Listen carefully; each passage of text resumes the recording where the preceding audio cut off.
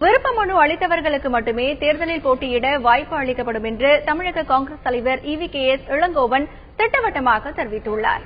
சென்னை சத்தியமூர்த்தி பவனில் நடைபெற்ற நிகழ்ச்சியில் தமிழ் மாநில காங்கிரஸ் கட்சி நிர்வாகிகள் காங்கிரஸில் மீண்டும் இணைந்தனர். பின்னர் செய்தியாளர்களிடம் பேசிய EVKS இளங்கோவன், காங்கிரஸ் கட்சியின் தேர்தல் அறிக்கை விரைவில் வெளியிடப்படும் என்றார். காங்கிரஸ் தலைவர் சோனியா காந்தி, கருணாநிதி உள்ளிட்டோர் ஒரே மேடையில் பிரச்சாரம் செய்ய உள்ளதாக அவர் கூறினார். விருப்ப மனு அளித்தவர்களுக்கு மட்டும்தான் தேர்தலில் போட்டியிட வாய்ப்பு வழங்கப்படும் என்று அவர் திட்டவட்டமாக தெரிவித்தார். திராவிட முன்னேற்ற கழகத்தினுடைய தலைவர் டாக்டர் கலைஞர் அவர்களும், சோனியா காந்தி அவர்களும், ராகுல் காந்தி அவர்களும், ஸ்டாலின் அவர்களும், முஸ்லீம் லீக்கை சார்ந்தவர்களும், கிருஷ்ணசாமி போன்ற தலித் இயக்கத்தினுடைய தலைவர்களும் கண்டிப்பாக ஒரே மேடையில் பேசுவார்கள், ஒன்றாக இருந்து பிரச்சாரம் செய்வோம். நான் ஏற்கனவே சொல்லி இருக்கின்றேன், விருப்ப மனு கொடுத்திருக்கின்றார்கள், கொடுத்தவர்களுடைய மனுக்கள் மட்டுமே பரிசீலிக்கும்.